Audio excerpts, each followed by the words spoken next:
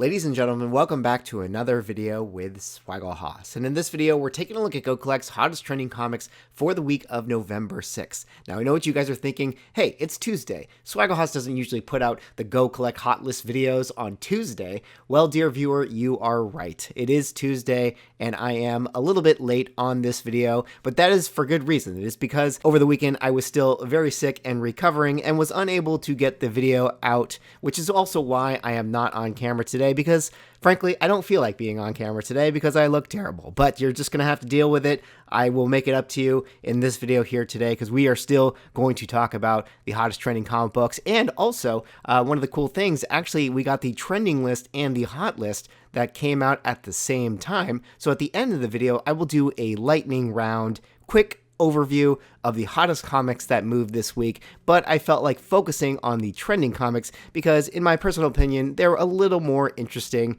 to talk about. But before I get into the list, if you guys could drop me a like or comment or subscribe if you're enjoying the content, helps support the channel doing those things, I would appreciate it.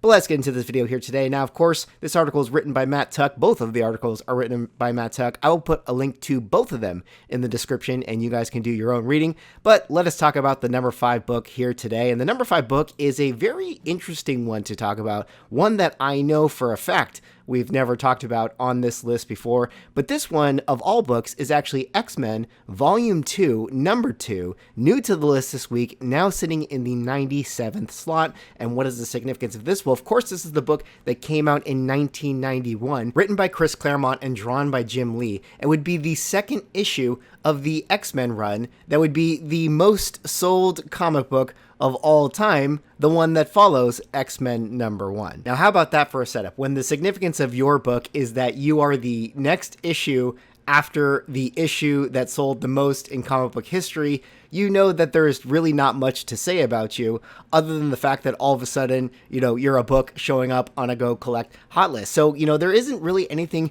too special to say about this particular issue. And that's kind of why I think it's really interesting to talk about, really kind of one of the more curious choices that has ever shown up on this list. And, as Matt points out in the article here, he talks about the fact that, maybe there could be a lot of speculation still. A lot of people were excited about X-Men stuff. People were looking at, X-Men number 1, the Magneto cover is a very popular cover. And then this one right here is also another great kind of Magneto cover if you're somebody who just loves the Jim Lee art. But in my mind, I actually start to wonder if one of the reasons why a book like this is showing up on the list is kind of a sign of what is kind of going on in the overall, trend of the comic book market. In some of the other videos I've been putting out on the channel where I talk about, the FOMO buys and what kind of budget range people are using for their respective FOMO buys, a lot of people are really hesitant to be spending over that $100 price point. And if we're kind of looking at books like this, where it's really, a low cost, pretty low risk overall, even though it's not necessarily a book that is ever going to go to the moon in any kind of way, maybe there's a lot of collectors out there that are thinking, maybe I'll get the first 3 issues of the Jim Lee X-Men run in CGC 9.8s just because I have nostalgia for them. So for that reason alone, as people are kind of looking away from expensive keys in this current market, maybe they're going back to, set runs or collections, or just looking at those kind of cheap filler issues in order to kind of satisfy their collecting desires. And that could be one of the reasons why X-Men number 2 is showing up on the list. Beyond that, just a great kind of Jim Lee Magneto cover that I'm sure a lot of people just enjoy having in their collection. As we dig into the numbers for this one, let's take a look at some of the values here. 9.9s, there's actually 4 on the census. Surprising to me that this would be a book that would get a 9.9. You would think that CGC would just kind of churn these ones and not really pay too much attention to it. But last sale for that was actually 168 in 2020, which, actually, just to think about, I don't think 168 is a bad price at all for 9.9. That seems pretty cheap to me. I mean, I don't know how many 9.9s there are out there in the market, but if we're thinking, somebody who just wants to own a 9.9 in your collection because it's pretty rare, that seems like a really good price to pay, even, before the comic book boom.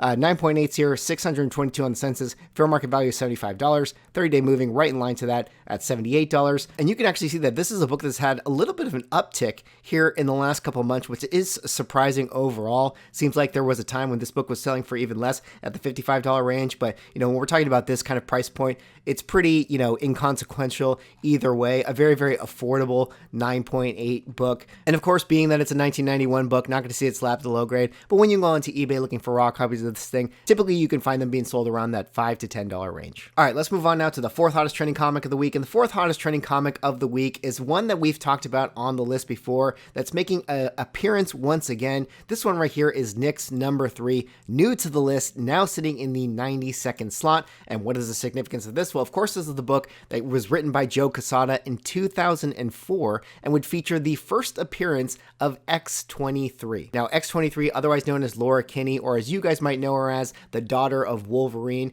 definitely kind of has a cult following. I would say is sort of a comic book collector's, kind of favorite character out there in the comic book collecting sphere. Definitely a character that has a strong support base and was elevated by the fact that she made her appearance in the Logan film that everybody loved. And sort of as the adage goes, high tide raises all ships. We recently got that reveal that Hugh Jackman is going to be returning as Wolverine in the Deadpool 3 movie. And, that's going to do what it always does with the spec market, is people are going to start thinking about, all the different things that could be related to the Wolverine character. Of course, when you officially get that announcement, you get Hulk 181s moving first, then you get Hulk 180s moving after that, then you get Wolverine number 1s moving after that, then you start to get some of the more deep cuts, and it kind of makes sense that now we're in a space where people are starting to move to NYX Number 3, thinking like, okay, well, hey, maybe they're going to revisit some of that Logan storyline. Maybe they're going to bring in X-23 into the Deadpool film, and for that reason, you have a book like this showing up once again on the trending list. I mean, who's to say, what is going to happen with this character? Would they actually decide to bring X-23 into the Marvel Cinematic Universe at some point in the future? I mean, you never really know. She does seem like a character that is very popular amongst comic book collectors, and for that reason, this is a book that is always kind of in demand, always valuable out there in the market. And actually, of all the kind of, modern books that have come out, this is definitely one of those books that I think a lot of people, do truly value. I mean, there's a reason why it rivals prices with that of New Mutants 98. But as we dig into the numbers, let's take a look at some of the values here. 9.9s, there's actually 5 on the census. $4,500 is what it sold for in 2017. But let's focus on the 9.8s. 2,164 in the census. Fair market value is $1,300. 30-day moving kind of right in line to that.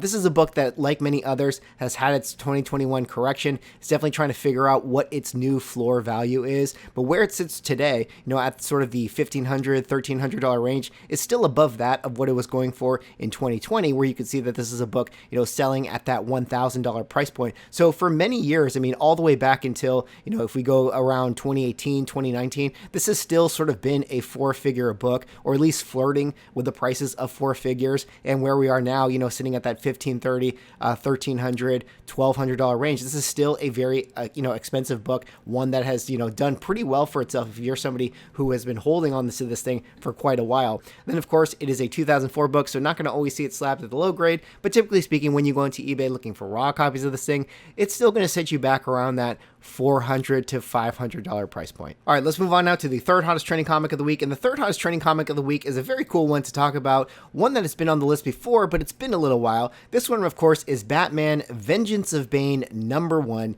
new to the list this week, now sitting in the 88th slot. And what is the significance of this? Well, of course, this is the book that came out in 1992, written by Chuck Dixon, that would feature the first appearance of the character known as Bane. Now, Bane, as you guys all know, is the supervillain that broke the Batman's back. Of course, he was played by Tom Hardy in the Dark Knight Rises film, and this has been a popular kind of, a Copper Age book that a lot of people, a lot of Batman collectors have, loved for a long time. And, due to the fact that we got the recent Batman film with Robert Pattinson, a lot of the rogue gallery of Batman villain characters have been spec'd on by the market. We got the Riddler in that movie. It seems like they're setting up the Joker, and a lot of people are thinking like, okay, who is going to be next in line to be seen in the Batman universe? A lot of people are thinking about Poison Ivy. A lot of people are thinking about Mr. Freeze. And there's a lot of people out there who are thinking, maybe they could bring back Bane into the Batman fold. I mean, what if they decided to bring back Tom Hardy to reprise the role as Bane? That would be definitely very interesting. Whatever the reason, Vengeance of Bane has been a book that is still sort of desired in the market, and one that is starting to slowly kind of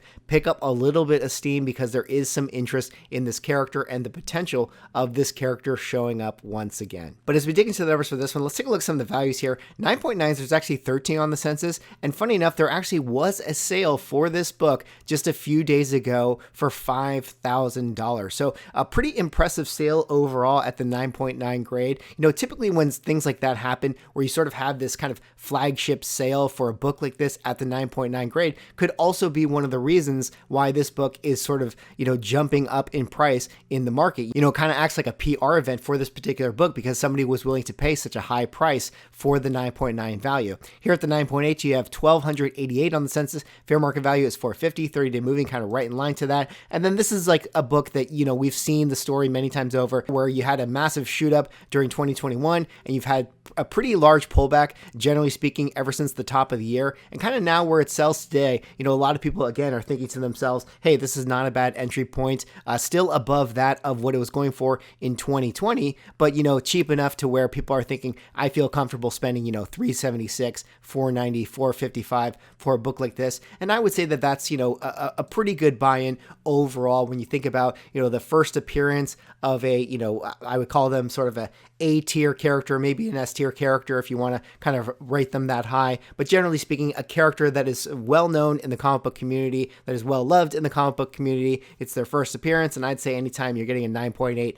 around that $300 to $400 price point is not a bad buy-in overall. And of course, down at the bottom, you're not going to see it slapped at the low grade, being a 1993 book. But generally speaking, when you go into eBay looking for raw copies of this thing, you can see them being sold around that $70, $80, maybe $100 price point, depending on the deal and depending on the grade. All right, let's move on now to the second hottest trending comic of the week. And the second hottest trending comic of the week is the one. This is the book, the big one, the one that is going to get us all through retirement. But this one right here is Black Panther volume number 8, number 3, new to the list this week, now sitting in the 86th slot. And what is the significance of this? Well, of course, this is the book that came out in 2022, written by John Ridley, that would feature the first appearance of the character known as Tosin Aduye. Now, Tosin Aduye, you guys know him. We've talked about him on the channel many times before, but of course, he's the new character that was kind of created in sort of the Black Panther mythos. A lot of people comparing him to, Miles Morales, where Miles Morales is sort of like the next-gen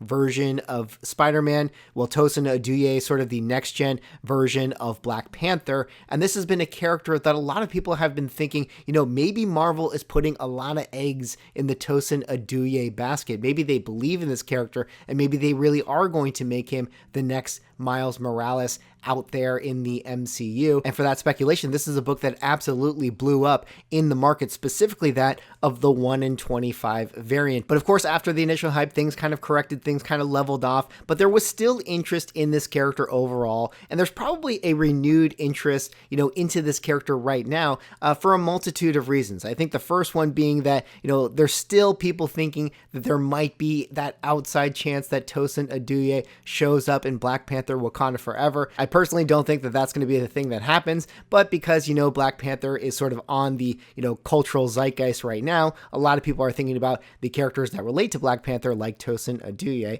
But more importantly than that, I think the other reason why this character is of interest right now is because, this current Black Panther run has still been going on, and there's current storylines that are still involving Tosin today. So maybe, within context to the actual storyline itself, people are starting to think, hey, the initial first appearance was really, going to the moon. The prices have kind of come back down. Things are correcting in the general market. And this might now be a good time to buy back in on this character if I'm someone who actually believes in the long-term future. But let me know what you guys think about Tosin. Is there anyone out there who's been, reading the storyline and really following this character? How do you feel about the character now versus when he first came out? Do you feel like this character actually does have a future? Do you think the infamy surrounding this character just amongst comic book collectors is enough to kind of keep the floor levels for, this particular book up there? Or is this just going to be a character that, absolutely crashes? Or is this going to be a character that really does become the next Miles Morales? I'd love to hear what you guys think. But as we dig into the numbers for this one, let's take a look here. Now, this is the cover A version. 9.9s have 1 on the census. 9.8s have 1,083, which is a decent number for a new book to have that many slabbed out there in the market. Fair market market value is 180. You can see 30-day moving is 121. So definitely a book, like I said, has had a pretty big correction from when it initially came out. You can see there in February of 2022 when the market was super hot, this book was selling, pre-sale at the $278 range. Like a lot of pre-sales do, they tanked pretty hard, dropped down to 162. Maybe it had a little lift to 187, but where it's selling right now at 124. I mean, again, I think it's the entry point that people are thinking like, hey, $100 for a buy-in of a character that could potentially, set my retirement and buy my private island in the future is really not a bad price to pay. It's maybe worth the gamble. And then of course, at the bottom, you're not going to see it slapped to low grade. This is a book that just came out this year. But generally speaking now, when you go into eBay looking for raw copies of this thing, you can see them being sold around that $15, $20, $25 range or so. All right, let's go on now to the hottest trending comic of the week. And the hottest trending comic of the week is a book that has been super hot. Very, very hot. One of the hottest books in all of the trending lists in all of the market of the comic book market. This one right here is Astonishing X-Men number 6, new to the list this week, now sitting in the 49th slot. And what is the significance of this? Well, of course, this is the book that came out in 2004, written by Joss Whedon, that would feature the first full appearance of the character known as Abigail Brand. Now, as to why this book is showing up on the list this week, well, as we all know, one of the next Disney Plus shows we are getting in the MCU is going to be Secret Invasion. And a lot of people have been asking the question, who is the character that Emilia Clarke is going to be playing? Well, Marvel had recently released a set of GIFs related to the show where they accidentally tagged Emilia Clarke as Abigail Brand in the GIFs, and they recently removed those GIFs once people caught wind to what that meant as a reveal. And so a lot of people in the market have now been kind of, going crazy, realizing that Emilia Clarke in all likelihood is going to be playing this Abigail Brand character. Now, this is one of the characters that a lot of people had speculated Emilia Clarke was going to play. Of course, a lot of people were also throwing out Ferengi. A lot of people were also throwing out Spider-Woman. I mean, for all we know, this could just be a cover. She could play Abigail Brand, who is later then revealed to be a Skrull later on in the show. So we don't actually know what this means, but that doesn't mean that the market isn't still going to be chasing Astonishing X-Men number 6. It's really funny when we think about this book and what else is going on in the market with, things like White Vision. It feels like, we've all come full circle because this was also one of the books that went absolutely bonkers during WandaVision, the initial comic book boom of 2021, because this is also the first mention of the organization known as Swords. The more things change, the more they stay the same, and books are very, very cyclical with what gets hot and what kind of comes in and out of the zeitgeist of the comic collecting culture. And for right now, this book is the hottest trending comic of the week. And so we dig into the numbers for this one. Let's take a look at some of the values here. 9.9s, there's one on the census, but let's take a look at the 9.8s. 477 on the census, not too many overall. I mean, that's not to say that there isn't a ton of raw books out there, but a little bit surprising that there aren't more slabs of this particular book. Fair market value has it at 210. 30-day moving is 200, but that is above the 90-day moving, as you can see, which was 189. So definitely had a little bit of a spike up in this current market because of the Abigail Brand announcement. But like, a lot of the books, that we've seen already in this current market had a massive shoot up during 2021, had a big correction, and now kind of has this dead cat bounce.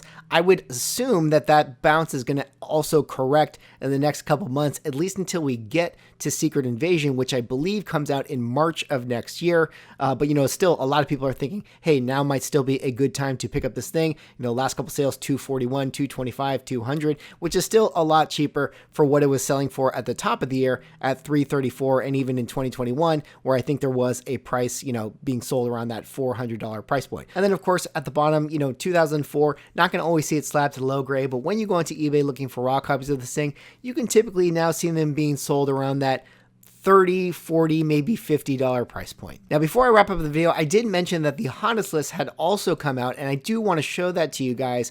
Just to be clear, the trending list is curated by Matt Tuck, showing books that are really starting to move, whereas the hottest list is more based on, here are the 5 books that have jumped the most. And I did think that the trending list was a little more interesting to do a deep dive into, but there are some cool books to show you here. Number 5 spot, of course, is a favorite of ours here, Amazing Spider-Man number 101, up 24 spots, now in the 70th slot. This, of course, is the first appearance of Morbius. Interesting to talk about that book. We have Darth Vader number 3, up 25 spots, now in the 42nd slot. First appearance of Dr. Aphra. We have Star Wars The Mandalorian number 1, up 37 spots, now in the 43rd slot. This is the first issue of The Mandalorian. I guess you could say that this is his first in comic book story appearance, a book that was very, very highly printed. So it'll be interesting to see if that book has legs to, go up in value in the future. Invincible Iron Man number 9, up 37 spots, now in the 29th slot. This, of course, is the first full appearance of Riri Williams. This is the number 2 hottest comic of the week, but this one, of course, is very interesting because, there's a lot of sales for it, but the prices are going down. It feels like more of a fire sale than like kind of a hot sale. I think a lot of people are just trying to unload that book right now, which is kind of what I was talking about in a previous video I posted. And then number 1 here is The Nice House on the Lake, number 1, up 38 spots, now sitting in the 33rd slot. The great James Tynion book right here, The Nice House on the Lake, great storyline. As Matt points out in the article, one of the reasons why he thinks it is so hot right now is due to the fact that the series is getting to kind of its 12th issue kind of story arc. So there could be just a lot of people that want to, complete their run, complete their set. Anyways, that's all for this video. Those were Go Collect's hottest trending comics of the week and the kind of lightning round of the hottest comics of the week. Let me know what you guys think. Do you guys have any of these books? Drop me a like, comment, subscribe if you're enjoying the content, and we'll see you in the next one.